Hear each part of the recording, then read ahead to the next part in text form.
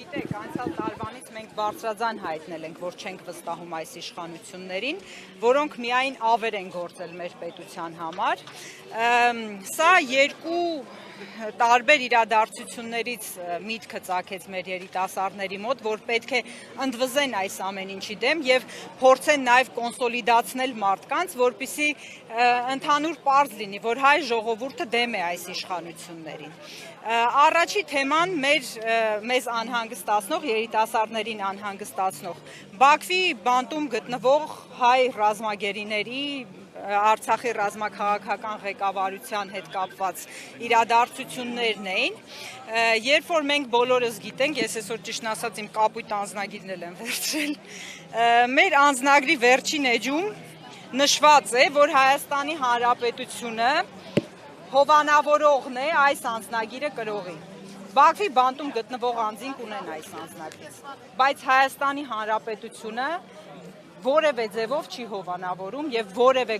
գործողություն չի կատարում այդ մարդկանց ազատ արձակման կամ որևէ ձևով միջազգային ատյաններում այդ խնդիրը բարձրաձայնելու ուղղությամբ։ Ինչ էլ որ ասում են, իրենք ստում են։ Մենք այս վերջին 7 տարիների ընթացքում համոզվել ենք, որ կառավարության ղեկավարը ստախոս է եւ իր ամբողջ թիմը որոշները ստիպված, որոշները շահ ունենալով այդ նույն ստախոսության մեջ են, երբ որ սկսում են ինչ-որ մեկին, մենք մի քանի դեպք ունեցանք, չէ, երբ որ արդեն կպնում են ինչ-որ մեկին հանում են իրանց շարքերից, մեկ էլ այդ մարդիկ սկսում են քիչ-քիչ ճշմարտությունները բացահայտել։ Մենք այդ ստախոսության դեմ ենք դուրս եկել եւ ուզում ենք կոնսոլիդացնենք մարդկանց, որովհետեւ ցույց տանք, որ Հայաստանի Հանրապետության քաղաքացիները չեն վստահում այս իշխանություններին։ Մեր երիտասարդների ակցիայի նպատակը դա էր։ Ակցիան սկսվում է այսօր, բայց միայն այսօր չի սահմանափակվելու, լինելու ենք այստեղ նաև վաղը, մյուս օրերին արդեն